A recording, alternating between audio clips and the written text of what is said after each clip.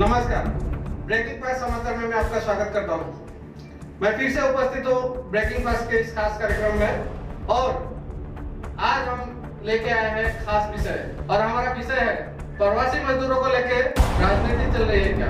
जी हाँ, राहुल गांधी ने एक वीडियो ट्वीट किया है और उस वीडियो में कुछ प्रवासी मजदूरों को दिखाया गया है जो केंद्र सरकार की समालोचना कर रहे हैं और इस पूरे विषय को आज हम इस कार्यक्रम में उठाएंगे।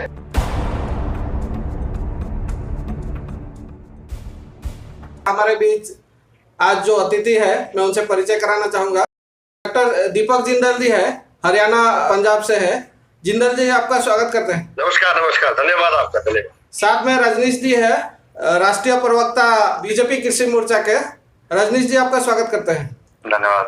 और असम से है कांग्रेस के नेता प्रणव बरुआ जी जो कि सक्रिय समाजकर्मी भी है। प्रणव बरुआ जी आपका स्वागत करते हैं। हम शुरुआत करना चाहेंगे डॉक्टर जिंदल से।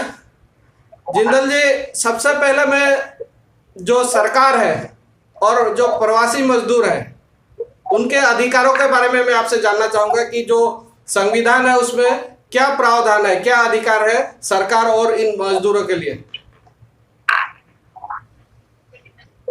मेरा नमस्कार दर्शकों के लिए। पहले मैं ये बताना चाहता हूँ आपको, प्रवासी मजदूर जो दूसरे स्टेट से जैसे बिहार से, छत्तीसगढ़ से या यूपी से हमारे पंजाब हरियाणा में काम करने आए हुए हैं। कुछ फैक्ट्रियों में लगे हुए हैं, कुछ दुकानों में लगे हुए हैं, यहाँ वहाँ अपना लेबर करते हैं। और अब जब लॉकडाउन हो चुका है और उसकी वजह से जब कोई काम धाम नहीं रहा, इसकी वजह से रोजगार नहीं रहा और उनका कमाई का साधन सारा खत्म हो गया, इस वजह से वो सभी वापस अपने अपने जो स्टेट्स हैं वहां जाने को मजबूर है। मैं एक बात कहना चाहता हूँ इसमें, देखिए, जब वो जाना चाहते थे उनको जाने नहीं दिया गया। आर्टिकल 19(1)(d) कॉन्स्टिट्यूशन का एक आर्टिकल है, आर्टिकल 19(1)(d), जिसमें right to move freely throughout the country होता है। एक तो उसकी वायलेशन है बहुत ज्यादा इसमें। मजदूरों को अपने अपने गंतव्य स्थानों तक जाने नहीं दिया गया और ना ही उनको उचित मात्रा में अकोमोडेशन या उनकी जो भी रहने सहने की सुविधा थी, खाने पीने की थी, उसका ध्यान नहीं दिया गया। ये सभी बातें जो प्लानिंग में आनी चाहिए थी वो नहीं हुई। गवर्नमेंट ने ये सब प्लानिंग करनी थी वो जो नहीं हो सकी।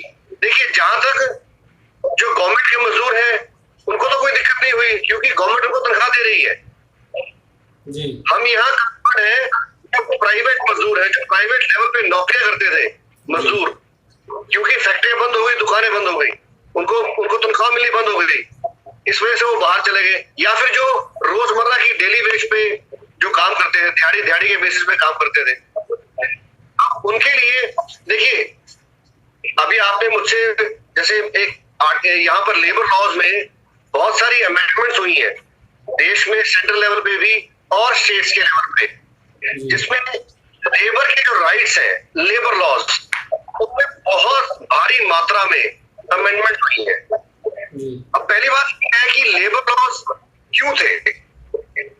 लेबर लॉज इसलिए थे कि कहीं भी मजदूरों के साथ, प्रवासी हो या वहीं के हो, किसी के साथ भी कोई एक्सप्लॉयटेशन ना हो, किसी के साथ भी कोई गलत काम ना हो, उनका दबाया ना जाए, उनका कोई अत्याचार ना हो।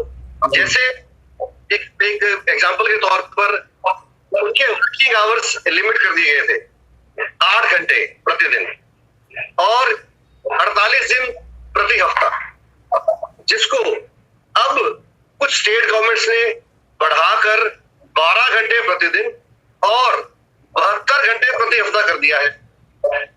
दूसरी बात एक और है, 2 टर्म होती हैं इंडस्ट्रियल डिस्प्यूट्स एक्ट में, ले ऑफ और रिट्रेंचमेंट।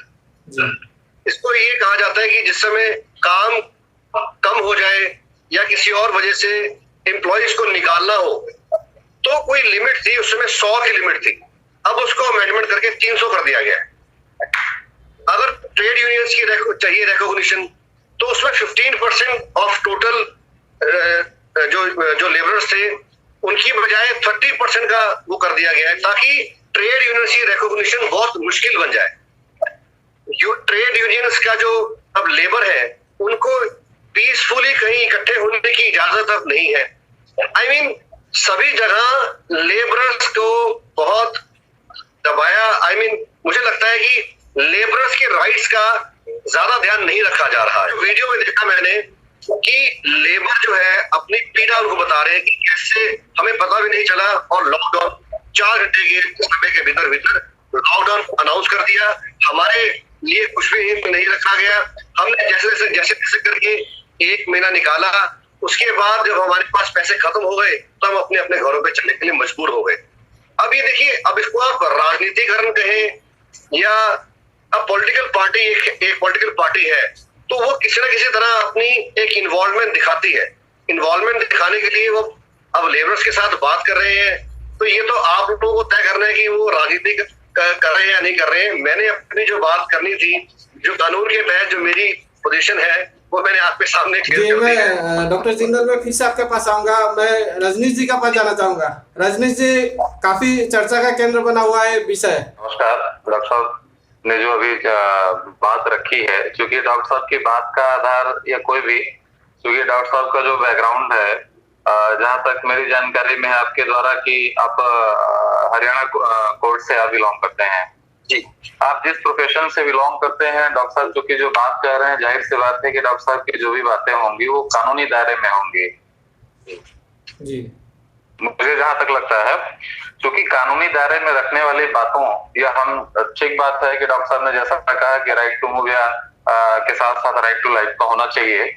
जो अधिकार है उसके साथ छेड़छाड़ हो रहा है। हम कहीं जीवन के अधिकार के साथ, कहीं यात्रा के अधिकार के साथ समझौता करना पड़ रहा है। डॉक्टर साहब, मैं एक छोटी सी चीज जो व्यवहारिक तौर पर आप इस बात को समझते होंगे, कई बार हम लोग टीवी चैनलों पर आकर के बहुत कुछ वो उन बातों को हम लोगों को आर्ग्यू करना पड़ता है जो शायद हम अपने जब इससे इतर होते हैं तो उसको स्वीकार करते हैं, लेकिन यहाँ हम आर्ग्यू करते हैं उसको लेकर के।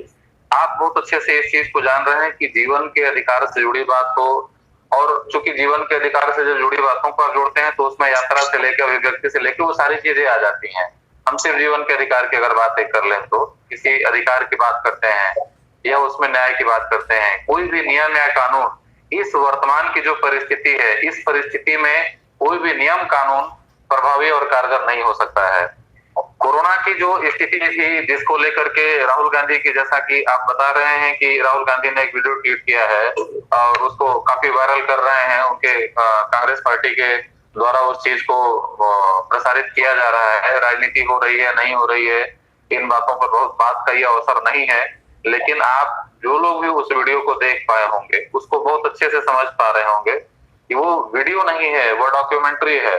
और डॉक्यूमेंट्री किसी प्रतिक्रिया की मोहताज हमेशा होती है। डॉक्यूमेंट्री पर कोई कमेंट करके हम लोग किसी नतीजे पर नहीं पहुंच पाएंगे। उसमें वो सारी चीजें अपने तरीके से रखी गई हैं।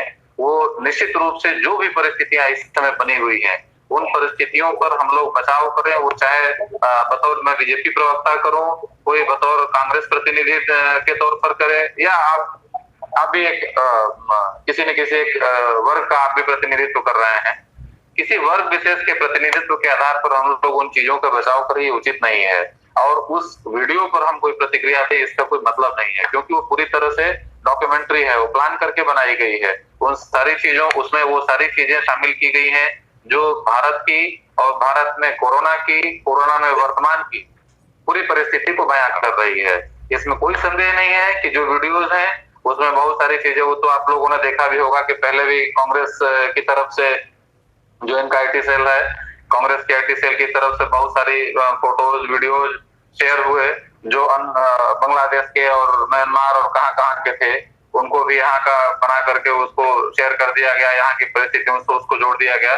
तो उन फोटोज उन वीडियोज पर बहुत प्रतिक्रिया देना उचित नहीं है। प्रतिक्रिया हम लोग या कोई भी बात हम लोग करेंगे जो कोरोना से लेकर के जो वर्तमान में उपजी हुई समस्या है, परिस्थिति है, उस पर तो ज्यादा उचित होगा। जी, प्रणब बरुआ जी के पास जाना चाहूंगा। क्या कहना चाहेंगे प्रणब बरुआ जी? देखिए, आपके चैनल के माध्यम से मैं सबसे पहले पत्रकार बंधु, पुलिस प्रशासन और सिविल एडमिनिस्ट्रेशन को मैं धन्यवाद देना चाहूंगा हमारे कांग्रेस पार्टी के ओर से।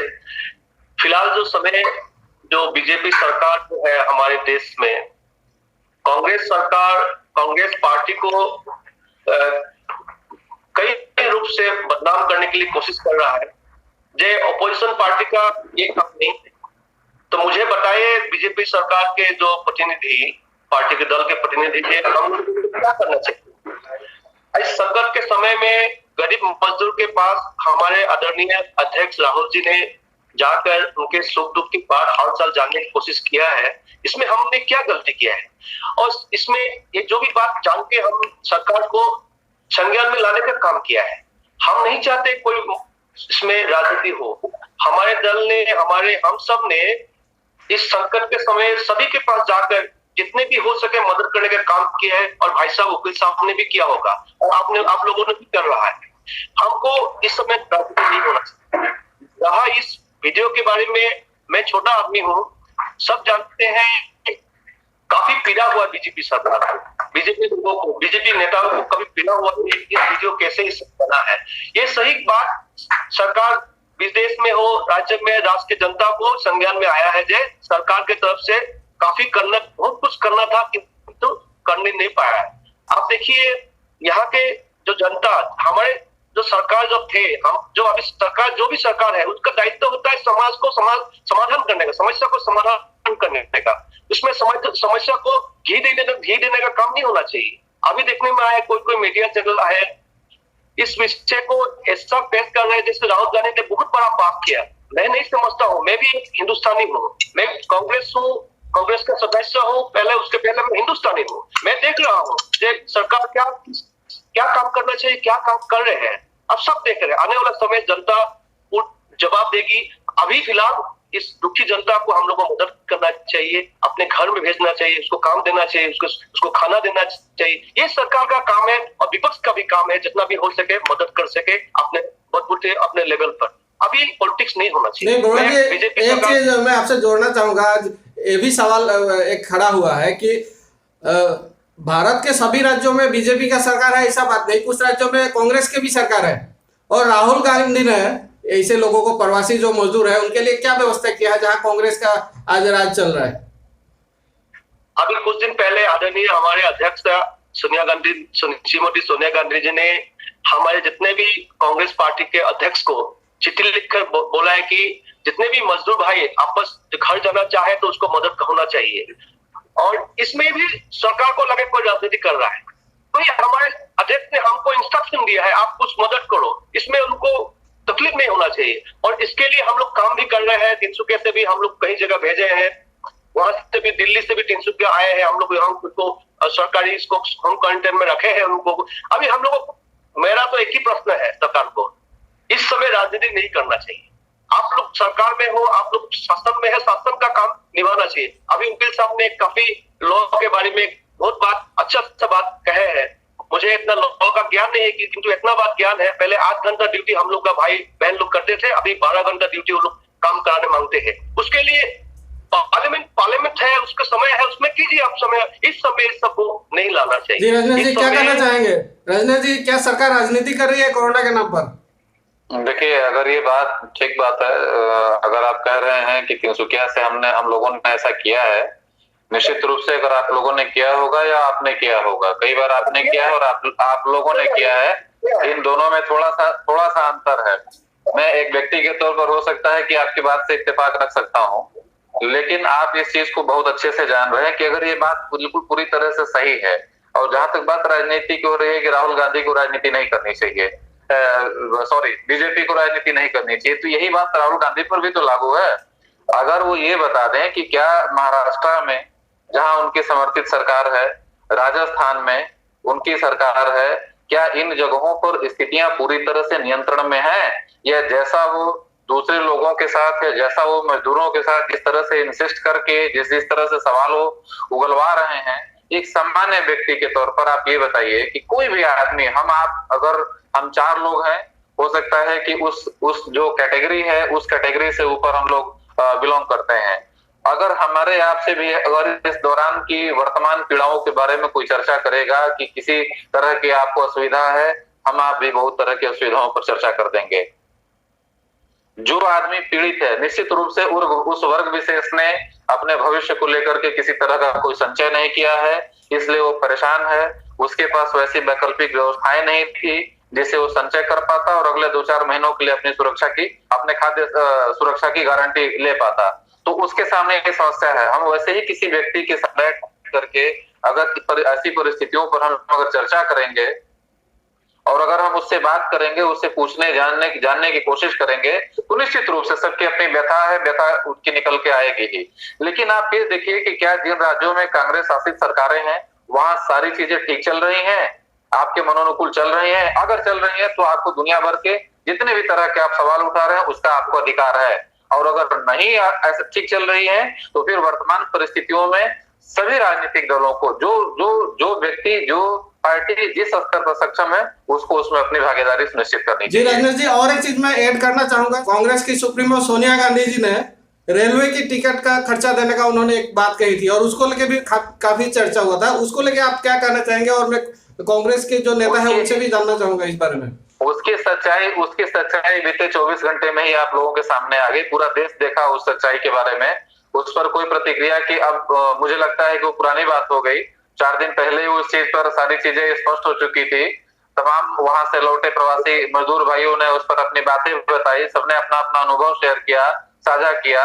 देखिए, कई बार क्या होता है कि हम उतावलेपन में या किसी 1-2 व्यक्ति की बात से प्रभावित होकर के हम ऐसे घोषणाओं को कर जाते हैं, लेकिन जब उसकी जमीनी हकीकत से जब हमारा वास्ता होता है, जब पाला पड़ता है, उससे जब हम वाकिफ होते हैं तब हमको समझ में आता है कि इसमें बहुत एक बड़ा अंतर था हमारे पास आने वाली बात में और होने वाली सच्चाई में।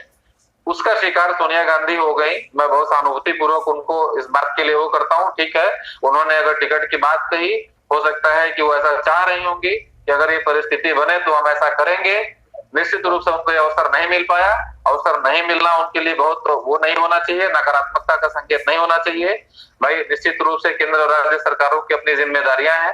केंद्र सरकार ने कम से कम प्रवासी मजदूरों को उनके अस्थायी ठिकाने तक पहुंचाने में उनकी जो भूमिका हो सकती थी उसको निभाने का प्रयास किया है, कर रही है, आगे भी करती रहेगी। जी, प्रणब अरोड़ा जी क्या कहना चाहेंगे? देखिए, कांग्रेस क्या कर रहे हैं, क्या नहीं कर रहे हैं, बीजेपी से हमको कोई सर्टिफिकेट नहीं चाहिए। रहा शासन में जो सरकार है उसका रिस्पॉन्सिबिलिटी कांग्रेस से ज्यादा है, अपोजिशन पार्टी से ज्यादा है। लेकिन इसमें कोताही कहीं जगह, बहुत जगह हम लोग को दिखाई दे रही है कि सबसे पहले जो स्टूडेंट है, जो हमारे आसाम से जब बाहर में पढ़ते थे, उस डिसीजन को लाने का काम सरकार ने ठीक तरीके से नहीं किया है। दूसरा, मजदूर, जो प्रवासी मजदूर है, आसाम के जो मजदूर बाहर में काम कर रहे हैं, जो गुजरात का मजदूर जो बाहर में काम कर रहे हैं, उनको लाने के काम जो सरकार, केंद्रीय सरकार का काम होता है। केंद्रीय सरकार as a father of the nation, जो प्रेजेंटली जो भी गवर्नमेंट रहता है, उसका काम दायित्व होता है। कांग्रेस पार्टी हो, एजीपी हो, अदर कोई पॉलिटिकल पार्टी हो, सरकार को उस समस्या को अवरोध करने का हम लोग का रिस्पॉन्सिबिलिटी है और समाज, जनता के बीच में जाने का हम लोग का काम है। आप लोग भी जनता के बीच में जाते हैं। फिलहाल देखिए, आसाम में जैसे आप लोग का जो नेता है, जो बीजेपी सरकार जो नेता है, सरकार के जो ऑफिशियल है, वो ठीक है। जो नेतागण है वो सब जगह में जा जाके ये कर रहे हैं, जहां हम लोग कर रहे हैं तो उन लोग का तकलीफ हो रहा है।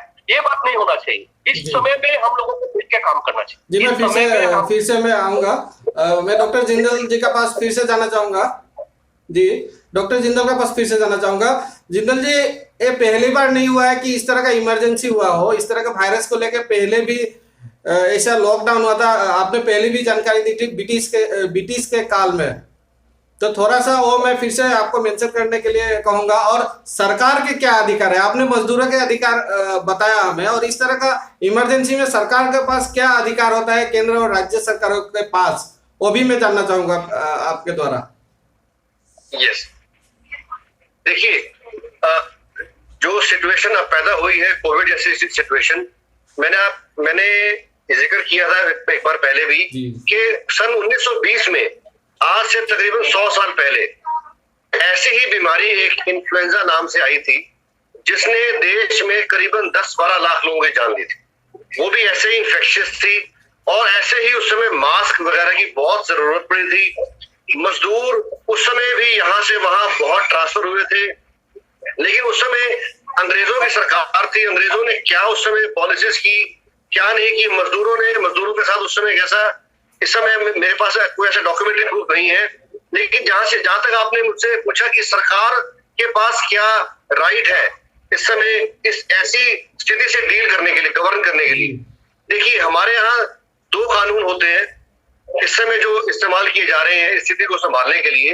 एक है एपिडेमिक डिजीज एक्ट 1897, वो उस समय हमने इजाद किया था, कानून बनाया था जब उस समय बॉम्बे में ब्यूबोनिक प्लेग नाम से बीमारी आई थी। वो भी ऐसे इन्फेक्शन डिजीज था, उस समय जरूरत पड़ी और अंग्रेजों ने एपिडेमिक डिजीज एक्ट नाम से ये कानून बनाया। दूसरा कानून है नेशनल डिजास्टर मैनेजमेंट एक्ट, 2005 में ये कानून बनाया था। इसमें दोनों governments, national government, union government और स्टेट गवर्नमेंट्स, दोनों आपस में समन्वय करके, कोऑर्डिनेशन करके काम करती हैं। जो नेशनल गवर्नमेंट है उसकी 2 कमेटियां होती हैं, एक होती है नेशनल डिजास्टर मैनेजमेंट अथॉरिटी, एक होता है national executive committee. National disaster management authority NDMA वो मोटे तौर पर पॉलिसीज बनाती है, उसके बाद उसको कार्यान्वित करने के लिए नेशनल एग्जीक्यूटिव कमेटी होती है, उसको राइट दिए जाते हैं। अब आ गई बात स्टेट्स की भी अपनी स्टेट डिजास्टर मैनेजमेंट अथॉरिटी होती है, उसके बाद डिस्ट्रिक्ट डिजास्टर मैनेजमेंट अथॉरिटीज है, उनकी भी अपनी अपनी सभी भूमिकाएं हैं। इसमें ये समझने वाली बात ये है कि जो इस तरह की सिचुएशन है उसमें सेंट्रल गवर्नमेंट्स है, वो उनका मेन भूमिका होता है और सेंट्रल गवर्नमेंट की पॉलिसीज को ही मोटे तौर पर पूरे देश में उनको बहाल किया जाता है, उनको लागू किया जाता है। मिनिस्ट्री ऑफ होम अफेयर्स की तरफ से नेशनल डिजास्टर मैनेजमेंट एक्ट की उसमें अधिकार के तहत नोटिफिकेशन इशू होती है, उसके बाद उसी नोटिफिकेशन के तहत वही कानून स्टेट्स में लगाए जाते हैं जी। और जहां तक देखिए, अब जहां हमारा मेन इशू है अभी प्रवासी मजदूर का और मजदूरों का, जिस तरह से भी मजदूरों की, देखिए इस समय मैं बात करना चाहता हूं कि हमारे देश में 2 मेन पार्टीज हैं, कांग्रेस और बीजेपी। आज सिचुएशन ऐसी है कि जिसमें हमें एक दूसरे के साथ कॉन्ट्रडिक्शन की बजाय, एक दूसरे की निंदा करने की बजाय हमें एक दूसरे का साथ देने की जरूरत है। ऑपोजिशन किस लिए होती है? ऑपोजिशन होती इसलिए है कि अगर सरकार ने कोई कदम छोड़ दिया है या सरकार कुछ और अच्छा कर सकती है तो अपोजिशन उसकी सलाह देता है। अगर अपोजिशन क्रिटिसाइज भी करता है तो उसको, जो सरकार है उसको एक कंस्ट्रक्टिव वे में सलाह के रूप में लेकर उसका प्रोज एंड कॉन्स देखना चाहिए, प्लस माइनस देखना चाहिए और उसी हिसाब से उसमें उसको अपनी पॉलिसी में लागू करना चाहिए। जी रजनीश जी, एक चीज मैं और आपसे पूछना चाहूंगा, उस वीडियो में एक बात और भी देखा गया है कि और 4 दिन समय शायद मिल जाता तो ये लोग घर वापस आ जाते हैं, तो क्या ऐसी एक परिस्थिति आ चुकी थी? अगर उस दिन ही अगर लॉकडाउन नहीं होता तो संख्या बहुत ज्यादा वृद्धि होती, इस तरह का कुछ परिस्थिति आ गया था क्या? कैलिफोर्निया यूनिवर्सिटी ने एक रिसर्च पेपर तैयार करके अमेरिका के संदर्भ में दिया है कि अगर अमेरिका ने 1 मार्च से लॉकडाउन कर दिया होता तो अमेरिका में इतनी मौतें नहीं होती। मेरे ख्याल से आपके सवाल का जवाब है जी। कुछ चीजों को, लॉकडाउन की अगर बात आप करेंगे, देखिए कुछ चीजें ऐसी होती हैं जिसकी तैयारी करनी पड़ती है। अगर आप ये देख लीजिए कि हमारे और आपके संदर्भ में ही देखिए जो वर्तमान में परिस्थिति पैदा हुई है, तकरीबन 15 दिनों से हम लोग देख रहे हैं कि स्वतंत्र रूप से लोग आवागमन कर रहे हैं, स्वतंत्र रूप से लोग आ रहे हैं, जा रहे हैं कहीं भी। तकरीबन 15 दिनों से सड़कें फटी पड़ी हैं, जो भी साधन जिसको मिल पा रहा है, साइकिल से, मोटरसाइकिल से, चाहे जिन भी साधनों से लोग अपने अपने गंतव्य पर जा रहे हैं। अगर आप 4 दिनों की बात कर रहे हैं, 1 हफ्ते की बात कर रहे हैं, क्या ये संभव था? इससे ज्यादा भीड़ आप कहीं शिफ्ट कर पाते? इससे ज्यादा लोगों को आप जो उपलब्ध संसाधन थे उससे आप शिफ्ट कर पाएंगे? ये कतई संभव नहीं था। और जब आप इमरजेंसी की घोषणा, किसी भी तरह के ऐसे इमरजेंसी की घोषणा होती है तो उसमें तैयारियों का, ऐसी किसी तैयारियों के लिए समय का कोई मतलब नहीं होता है जी। अगर वो सारी चीजें अमेरिका के संदर्भ में जो कैलिफोर्निया यूनिवर्सिटी ने दी है कि अगर 1 मार्च से अगर अमेरिका ने ये लॉकडाउन कर दिया होता तो आज वहां मरने वालों का आंकड़ा इतना नहीं होता। उसी क्रम में मैं इस बात को बहुत दावे के साथ जोड़ रहा हूं कि अगर हम लोग उस दौरान लॉकडाउन नहीं किए होते तो आज जो आपके यहाँ का रिकवरी रेट है या जो आपके यहाँ का डेथ रेशियो है वो इससे कई गुना ज्यादा होता। रिकवरी रेट कम होता और डेथ रेशियो कई गुना ज्यादा होता। जी डॉक्टर जिंदल कुछ कहना चाह रहे थे? जी मैं इसमें एक बात जोड़ना चाहता हूँ अपनी। देखिए, कोई भी इमरजेंसी होती है, इस तरह की सिचुएशन जब आती है, हम अगर एक बार रिवाइंड करें अपने आप को, तो 24 मार्च को हमने लॉकडाउन शुरू किया मेरे ख्याल से, और 22 मार्च को हमने एक दिन का कर्फ्यू किया था। हमने सबने मिलकर हमने वॉलंटरी कर्फ्यू किया था, और 24 मार्च से लॉकडाउन हुआ था। और मेरे हिसाब से इस 24 मार्च से तकरीबन एक महीना पहले से 24 फरवरी के आसपास के से पोजीशन ऐसी बन गई थी कि कोविड नाम की बीमारी आ चुकी है, वो चाइना से फैल रही है, और वो चाइना से बहुत सारे जो दूसरे देश हैं विदेशों में फैल रही है, और विदेशों से वो लोग इंडिया में आ सकते हैं। इस तरह से देखिए, प्लानिंग जो हो सकती थी, जो और भी अच्छा कुछ हो सकता था इसमें। हमारे जो इस समय जो हमें रिजल्ट दिख रहे हैं, मैं आपकी बात से सहमत हूँ, इसमें अच्छा हो सकता था, इसमें कोई दो राय नहीं है।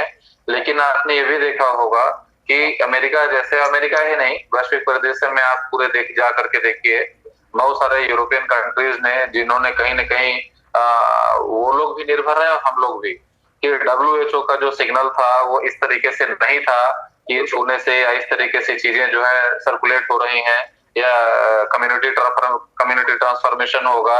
इस चीज को लेकर के लास्ट मोमेंट तक WHO ने इस बात को डिनाई करते रहा, जिसका नतीजा ये रहा कि अलग अलग स्टेट्स में लगभग कोरोना के पेशेंट पहुंच गए, और स्टेट्स नहीं या पर्टिकुलर इंडिया ही नहीं, पूरे विश्व में ऐसा हो पाया। मुझे लगता है कि अगर हम लोग बहुत सारे अपने यहाँ की व्यवस्थाओं या दुर्व्यवस्थाओं पर सवाल जवाब कर सकते हैं, लेकिन यूरोपियन कंट्रीज में आप जा करके देखिए कि बहुत सारे ऐसे देशों के साथ ही था जहां उन लोगों ने अपने यहाँ इन चीजों के नियंत्रण के लिए बहुत सख्ती से कदम उठाए, बहुत सख्ती वहां पर लागू की। इसके बावजूद हम लोगों के कई गुना ज्यादा वहां रिजल्ट रहा। बहुत बार ऐसा होता है कि कुछ चीजें जो एक परसेप्शन पे होती हैं, जिसको लेकर के हमारी आपकी योजनाएं काम करती हैं, और कुछ चीजें एकदम से आ जाती हैं। जैसा कि हम सभी सामान्य तौर पर दुर्घटनाओं के लिए सावधानी तो बरतते हैं, लेकिन दुर्घटना न हो इसकी कोई गारंटी नहीं हो पाती है। दुर्घटना के बाद क्या स्थिति होगी, उसमें बेस्ट डिसीजन क्या होगा, ये तुरंत से तय कर पाना बड़ा मुश्किल होता है। आज जैसा कि एक सवाल बार बार बहुत सारे लोगों के ध्यान में आ भी रहा है, बहुत सारे लोग सोशल मीडिया पर भी इस चीज को लेकर के चर्चा कर रहे हैं कि जब हम 100-200 की संख्या में थे तो हमने लॉकडाउन कर दिया, आज हम लाखों की संख्या में हैं। तब हमारी प्लानिंग, तब हमारी समझ, तब हमारी व्यवस्थाएं, तब हमारी जागरूकता का स्तर और था, आज हमारी जागरूकता का स्तर और है। उस समय की समस्या और आज की समस्या के संदर्भ में बहुत बड़ा अंतर आ गया है। इन सारी चीजों को समझते हुए आवश्यक सावधानियों के साथ आज हम लोग काम कर पा रहे हैं, जो तब संभव नहीं हो पाया था। अगर हम सभी लोग, जैसा कि डॉक्टर साहब ने कहा कि अगर सारी चीजों पर हम लोग एक समुचित योजना बना करके, देखिए राजनीति के लिए एक छोटा सा उदाहरण मैं आपको देना चाहूंगा। एक मेरे मित्र जो है नॉर्वे में इलेक्शन उसमें कैंपेनिंग में गए हुए थे, लौट के आए तो उनका फोन आया, मैंने उनसे बात की तो उन्होंने बताया, हमने कहा कहाँ से बात हो रही, तो उन्होंने बताया कि नॉर्वे में गया था, वहाँ इलेक्शन कैंपेनिंग में मैं इन्वॉल्व रहा, तो वहां से जिस कैंडिडेट के लिए मैंने सपोर्ट किया था वो चुनाव जीत गया तो उसने मुझे थैंक यू बोलने के लिए फोन किया। बस मैंने पूछ लिया कि वहाँ का एजेंडा क्या होता है। उन्होंने बताया कि एक सीनरी होती है, वो उस सीनरी में जो स्विमिंग पूल होगा उसमें 2-4 पत्ते गिरे दिखेंगे, जो सड़कें होंगी वो थोड़ी बिल्कुल काली नहीं होंगी, जो व्हाइट पट्टी होती है वो बिल्कुल व्हाइट पट्टी मेंटेन नहीं होगी, और जो पेड़ पौधे होते हैं उसमें 2-4 पत्तियां सूखी होंगी, और उसके बगल में एक सीनरी लगेगी ये बताने के लिए कि अभी की जो सरकार है वो ऐसा कि उसके हालात, उसके कार्यकाल में ये हालात है, और जब हमारी सरकार आएगी तो हम एक खूब वेल मेंटेन सीनरी वहां बनी होती है, जिसमें स्विमिंग पूल बिल्कुल साफ, सड़कें बिल्कुल रंगी पुती रहेंगी, सब कुछ ऐसा रहेगा। तो वहां का इलेक्शन एजेंडा ये होता है। हम लोग अभी वहां से कोसों दूर हैं, सैकड़ों साल दूर हैं, हम लोगों के पास बहुत एजेंडे हैं पॉलिटिक्स करने के। आज जिस विषय पे हम लोग बात कर रहे हैं, इसमें सिर्फ और सिर्फ हम लोगों को ये कमिट करना है, एक बतौर पॉलिटिशियन, बतौर पार्टी रिप्रेजेंटेटिव, बतौर एडवोकेट, बतौर किसी भी तरीके के सोसाइटी लीडर, मैं ये सिर्फ आज हम लोग इस बात को तय करें कि हम लोग अपने आसपास जितना जो हो सकता है उसके लिए अच्छे से अच्छा करने की कोशिश करें। हम लोगों के पास एजेंडे बहुत है। रह गई बात राहुल गांधी की किसी वीडियो, किसी ट्वीट, किसी उस पर प्रतिक्रिया देने का, मैं आपसे भी निवेदन करूंगा कि विषय है ही नहीं। जी प्रणब क्या कुछ कहना मानसिकता के दोनों तरफ के लोग हैं, जो कुछ तुच्छ मानसिकता के हैं, जिनकी समझ से परे चीजें हैं, जिनकी गहराई और गंभीरता का स्तर आप बहुत अच्छे से समझ पा रहे हैं। ऐसी चीजों पर बात करने का भी कोई औचित्य नहीं है। रजनीश जी एक चीज मैं रोकना चाहूंगा आपको। आज इस विषय पर चर्चा करने का कारण यह है कि जनता देखिए लॉकडाउन झेल रही है और कुछ गलत मैसेज ना जा सके, इसको क्लियर करना जरूरी है, इस बात को क्लियर करना जरूरी है। आज इसलिए हम बैठे हैं ताकि एक पॉजिटिव यहाँ से मैसेज जा सके। उसी संदर्भ में सिर्फ ये आवश्यक है, उसी संदर्भ में ये आवश्यक है, और ये आवश्यक ही नहीं बहुत आवश्यक था, क्योंकि जिस तरीके का सिचुएशन ललन जी बना हुआ है, आप ये समझिए कि ऐसी बातें आप खुद भी महसूस कर रहे होंगे कि क्या ऐसी बातों को व्यवहारिकता के स्तर पर, मेरे कांग्रेस के मित्र बैठे हुए हैं, आप भी इस बात से मेरे इत्तेफाक रखते होंगे कि कहीं ना कहीं अगर हम राजनीतिक व्यक्ति हैं तो हम लोग भी बहुत सारे अवसरों पर चूक रहे हैं, और ये बीजेपी और कांग्रेस के संदर्भ में नहीं ये बात लागू है कि आप चूक रहे हैं, मैं चूक रहा हूँ या कौन चूक रहा है। मैं प्रणब अरोड़ा जी से लेना चाहूंगा। प्रणब अरोड़ा जी एक चीज मैं आपको पहले जोड़ देता हूँ प्रणब जी, अगर समय पर लॉकडाउन नहीं होता और जो संक्रमण की संख्या अगर वृद्धि होती तो उसका जिम्मेदार कौन होता? हमारे जो वकील साहब भाई साहब ने जो कहा है और हमारे जो बीजेपी भाई साहब ने कहा है, इसमें काफी अंतर है। पहला बात तो पत्रकार भाई कौन सा न्यूज देखा है, कौन सा सवाल पूछे, अब कृपया बीजेपी पार्टी से पूछ लिया कीजिए, क्योंकि अभी फिलहाल जो चल रहा है उसका एजेंडा फिक्स है सबका। मैं धन्यवाद देना चाहूंगा असम फास्ट को, जो इस विषय को आप समाज में आपके माध्यम से समाज को संज्ञान में लाया है। राहुल गांधी जी ने क्या कर रहा है, इसके लिए भी उसका बहुत दुख है बीजेपी पार्टी का। राहुल गांधी जी मजदूर भाई के पास किस लिए किया है। रहा लॉकडाउन का विषय में, लॉकडाउन में समय तो वकील साहब का 1 महीना पहले होना चाहिए था। आज इन लोग नहीं किया, इसलिए नहीं किया, इन लोगों का काफी प्रोग्राम था इंडिया में, बहुत बड़ा बड़ा गेस्ट आने वाला था, उनका प्रोग्राम था, उसको कंप्लीट करना था, किसी राज्य को उसको चेंज करना, बहुत चीज का उसको एजेंडा था, उसको पूरा करते हुए देश के जनता का दुख का बात नहीं सुनता है। उन लोगों का पार्टी का एजेंडा था, पूरा किया गया। उसके बाद प्रधानमंत्री में आकर जनता कर्फ्यू का बात कहा है। उसके बाद हमारे जो उससे पहले महाराष्ट्र ने 2 दिन पहले लॉकडाउन चालू कर दिया था, लेकिन केंद्रीय सरकार की ओर से जनता कर्फ्यू का बात कहा है। उसके बाद लॉकडाउन 24 मार्च से चालू हुआ है। ठीक है, जो भी किया है ठीक किया, मैं बोला, लेकिन सरकार का क्या काम होना चाहिए? सरकार का काम होना चाहिए दूसरा राज्य क्या कर रहा है, दूसरा देश क्या कर रहा है, जहां से ये वहां का स्टेट से जो एक कोविड-19 का जो पैंडेमिक चालू हुआ है, जो बीमार चालू हुआ है, उसको वहां में क्या चालू किया, उनपे लोग सोशल डिस्टेंसिंग और लॉकडाउन का सिस्टम उनको फॉलो किया गया था। तो उनको 1-2 महीना पहले किया था, तो अब हमारे देश में क्यों नहीं हो पाएगा? और जब अगर हो भी गया है तो उसको ठीक तरीके से प्लानिंग पे क्यों नहीं किया गया? और मजदूर भाई को जो हमारे जो समय मिला हम लोगों को लॉकडाउन के समय में 10 दिन 15 दिन 20 दिन गैप होके, उस समय मजदूर भाई को लाने का काम सरकार ने किसने नहीं किया? अच्छा, आप लाने की कहीं शिफ्ट करने की बात पर क्यों जोर दे रहे हैं? आप इस बात की सुनिए। अगर आप, चूंकि आप आर्ग्यू कर रहे हैं, इसलिए मुझे थोड़ा सा जवाब देना बहुत जरूरी है। आप ये बताइए कि आप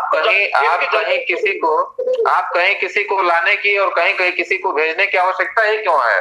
आपकी कांग्रेस की सरकार है, आपने राजस्थान से, आपने महाराष्ट्र में आपकी सरकार है, आपने महाराष्ट्र से क्यों मजदूरों को भेजने की स्थिति पैदा की? क्यों नहीं आपने उसको अपने यहाँ होल्ड करके रखा? क्या 2 महीने बाद आपको इंडस्ट्री स्टार्ट नहीं करनी है? क्या आपको इंडस्ट्रियल वर्क नहीं करना है? क्या आपको बिजनेस एक्टिविटी नॉर्मल नहीं करनी है? एमसी के सामने बहुत तरह के चैलेंजेस आ रहे हैं, उसको आप कैसे फेस करेंगे? आप किस तरह से फेस करेंगे बताइए? आपने क्यों भेजने की ही बात की? अगर आपकी अपनी सरकारें जहां पर है, आपकी जहां पर सरकारें हैं, आप उन सरकारों से आपने ये निवेदन किया, अपने आप नेता से आप ये बात कह पाए, आप अपने अध्यक्ष जी से, आप लोगों ने अपने माध्यम से, अपने प्रदेश के माध्यम से इस बात को आप सूचित कर पाए कि हम लोगों को भेजने की क्यों आवश्यकता है? भाई, वो मजदूर गए ही तो थे, वो गए थे वहां की सारी व्यवस्थाओं में उनका लेकिन आप व्यवस्था समझिए, देने का सरकार देता है। वहाँ की सभी व्यवस्थाओं में सरकार को होना चाहिए। सरकार ने वहाँ की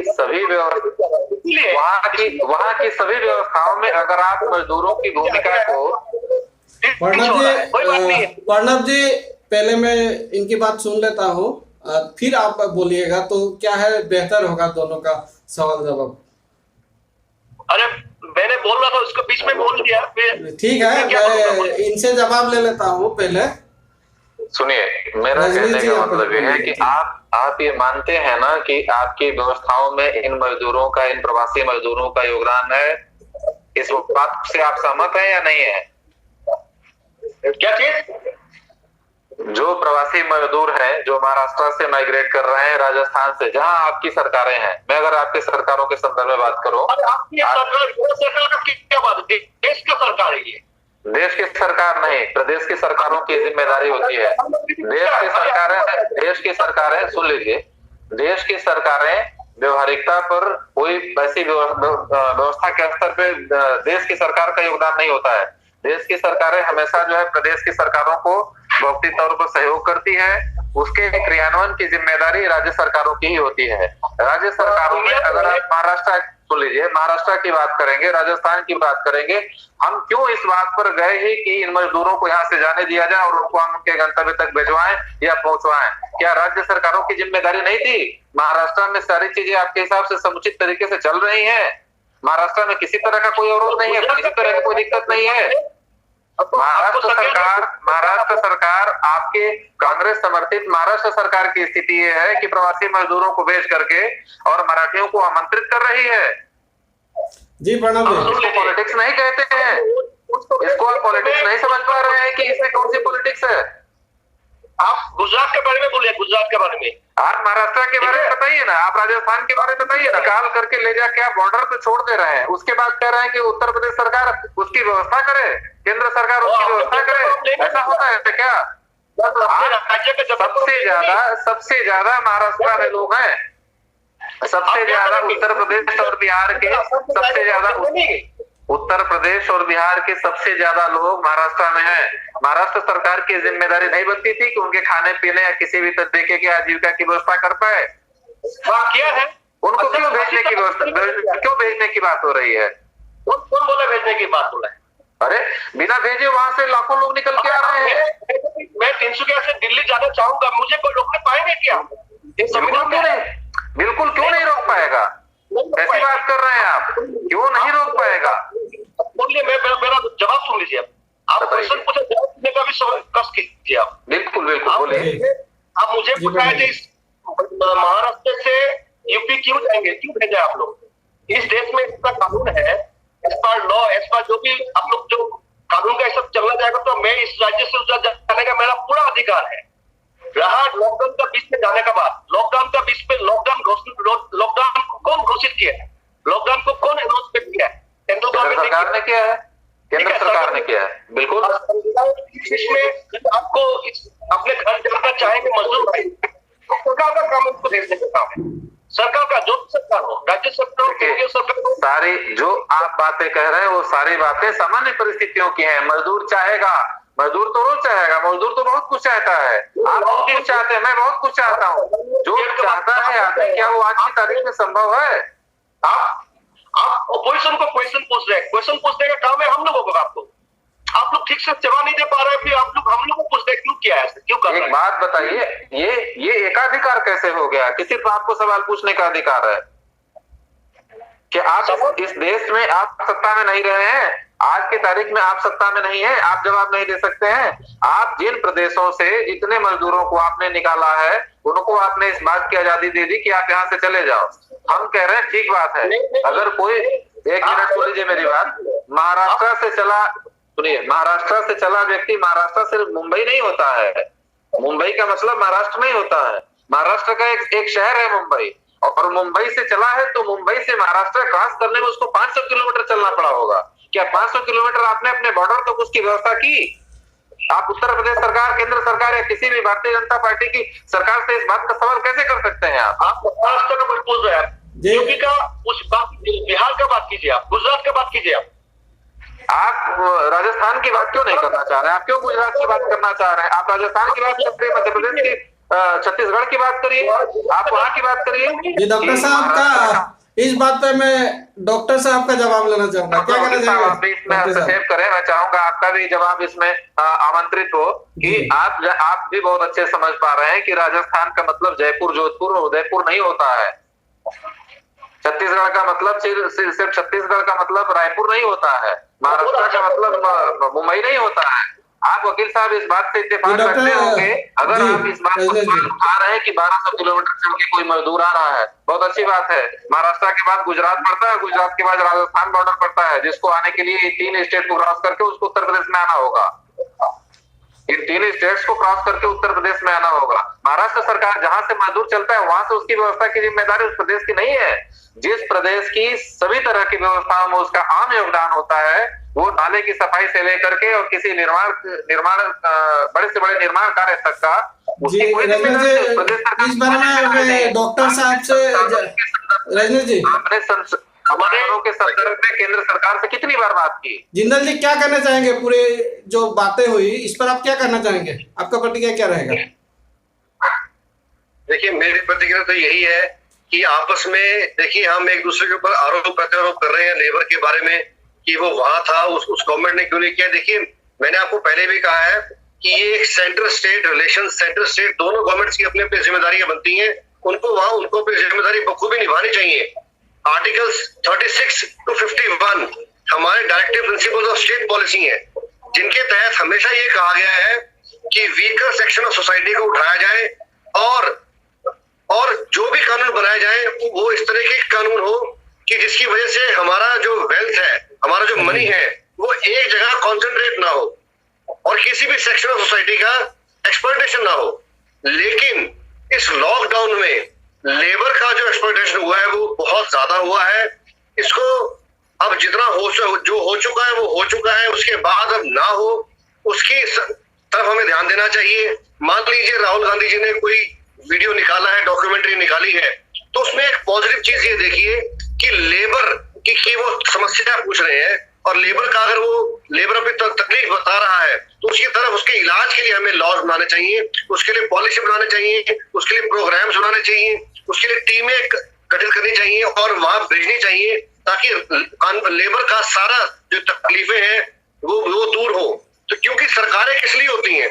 सरकारें इसीलिए होती हैं कि वो सरकार किसी भी समाज के हर तबके का हमेशा ख्याल रखे, उनके अधिकारों का, मौलिक अधिकारों का ध्यान रखे। जी रजनीश जी, समय की कमी है, मैं 30 सेकंड में आप लोगों से प्रतिक्रिया लेना चाहूंगा। अंत में क्या मैसेज देना चाहेंगे आप?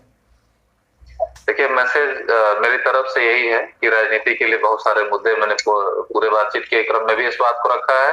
पुनः दोहरा रहा हूँ कि राजनीति के लिए देश में बहुत सारे मुद्दे हैं। अभी की जो स्थिति है उसमें ऐसी जो पॉलिटिकल माइलेज लेने की कोशिश की जा रही है, इन सारी चीजों को माइलेज लेने की बजाय हमारी एक मदर ऑर्गेनाइजेशन है RSS, जिसका हम लोग बहुत व्यापक स्तर पर इन गरीब मजदूर या जो भी प्रभावित लोग हैं, पीड़ित लोग हैं, उनके लिए हम वो हमारी ऑर्गेनाइजेशन उसके लिए बहुत बड़े लेवल पे काम कर रही है। लेकिन हम कहीं से उसको माइलेज नहीं लेते हैं, हम कहीं से उसका प्रचार प्रसार नहीं करते हैं। अगर राहुल गांधी जी के पास भी इस तरह की कोई सूचना, जानकारी या उनके सामने ऐसी कोई समस्या या कोई पीड़ित व्यक्ति दिखे, या जितने भी अपोजिशन में हो चाहे पोजिशन में हो, जो जितने भी पॉलिटिकल पार्टीज है, मैं सभी लोगों से यही निवेदन करना चाहूंगा कि अपने आसपास जितने भी ऐसे जरूरतमंद और प्रभावित लोग दिखे उनकी मदद की जाए। देश में मुद्दों की कमी नहीं है, समय आने पर मुद्दे हमेशा मौजूद रहेंगे। सारी राजनीतिक पार्टियां समय समय पर देते रहती हैं, उसका उपयोग करके चुनाव में जाइए, अपनी अपनी सरकार बनाइए, जो बेहतर कर सकते हैं उसको करने का प्रयास करिए। जी प्रणब जी, क्या मैसेज देना चाहेंगे जनता को? देखिए, जो कोविड-19 का वजह से जो हमारे देश में जो महामारी फैला है, जो भी समस्या आया है, इस समस्या के दौरान ऑपोजिशन पार्टी को कुछ नहीं करना चाहिए था बीजेपी का दल का तरफ से। तो भाई साहब ने कहा है, ऐसा नहीं है भाई साहब, राजनीति कर रहे हैं हम लोग, राजनीति करने का समय और भी आएंगे जाएंगे, आते रहेंगे। लेकिन फिलहाल जो सरकार का दायित्व को, जो सरकार को रेस्पॉन्सिबल जो पालन करना चाहिए था, उसको ठीक तरीके से पालन नहीं कर पा रहा है। और जनता के बीच में हम लोग जा रहे हैं और सरकार को कर रहे हैं, हम लोग मेमोरेंडम भी दे रहे हैं, कुछ भी दे रहे हैं, उसको कोई संज्ञान में उनका कुछ मतलब नहीं है। इन लोगों का मतलब है कि राहुल गांधी जी कुछ गलत करे तो उसको मीडिया में लाए, इसको ऐसा करे, ऐसा नहीं होना चाहिए। अभी हम लोगों को मिलजुल के मजदूर भाई के लिए, जो हमारे मिडिल क्लास फैमिली है, लोअर मिडिल क्लास है, इन लोगों के लिए हमको काम करना चाहिए। रहा कांग्रेस के जितने भी हमारे जो सिस्टर कंसर्न है, सिस्टर जो हम लोग ऑर्गेनाइजेशन है, हम लोग भी जैसे RSS काम कर रहे हैं, बोलते हम लोग भी काम कर रहे हैं, हम लोग भी चेष्टा कर रहे हैं, जितना भी हो सके मदद कर रहे हैं जनता को और सरकार को, किंतु हमसे ज्यादा, हम लोग से ज्यादा उसका रिस्पॉन्सिबिलिटी ज्यादा है गवर्नमेंट का। जी जिंदल जी, क्या मैसेज देना चाहेंगे डॉक्टर जिंदल? देखिए, मेरी दो बातें कहने की हैं। पहली बात यह है कि सेंटर जो भी कानून बनाए, जो भी ऑर्डिनेंस बनाए, जो भी इस तरह का कोई लॉकडाउन भविष्य में से सीवियर हो, कुछ भी हो, वो स्टेट से सलाह करके करे, सभी स्टेट्स को बिठाकर आपस में सलाह के करे, क्योंकि ये हमारा परिवार है देश। और स्टेट्स की सलाह के बगैर सेंटर कोई भी ऐसा कदम ना उठाए ताकि भविष्य में दोबारा ऐसी सिचुएशन जो लेबर के साथ हुई या मिडिल क्लास के साथ हुई या कुछ किसी और के साथ हुई, किसी तबके के साथ भी हुई। दूसरी बात, एक और बात मैं कहना चाहता हूँ, बहुत इंपॉर्टेंट है। हम ये बात कर रहे हैं कि राहुल गांधी ने कोई वीडियो बना पे जाकर लेबर से पूछा आपकी क्या प्रॉब्लम है, मैं आपकी कैसे हेल्प कर सकता हूँ। लेबर ने अपनी बात बताई। मैं ये कहना चाहता हूँ कि राहुल गांधी की तरह हर पार्टी का रिप्रेजेंटेटिव सड़कों पर जाना चाहिए, सोसाइटी के हर तबके में जाना चाहिए, लोगों से उनकी समस्याओं को पूछना चाहिए। बीजेपी के संबित पात्रा जी को जाना चाहिए, जनता दल यूनाइटेड की भी जाना चाहिए और सभी पॉलिटिकल पार्टी के सभी को लोगों तक पहुंचना चाहिए, समस्याओं को समझना चाहिए और जो भी रेमेडीज, सॉल्यूशंस, जो भी इलाज वो कर सकते हैं उसका इलाज किया जाए। जी, हमारा कार्यक्रम समाप्त होने वाला है और उससे पहले मैं आप लोगों को धन्यवाद देना चाहूंगा। रजनीश जी, डॉक्टर जिंदल और प्रणव बरुआ जी, आप लोगों ने जो समय दिया और हमारे दर्शकों को इससे कुछ जरूर मैसेज मिले, मैं आशा करता हूँ। और आने वाले दिनों में भी आपसे दोबारा मुलाकात होगी, ये उम्मीद करते हुए मैं आप लोगों को फिर से धन्यवाद देना चाहूंगा। और यह था हमारा खास कार्यक्रम। आप देखते रहिए ब्रेकिंग फास्ट समाचार।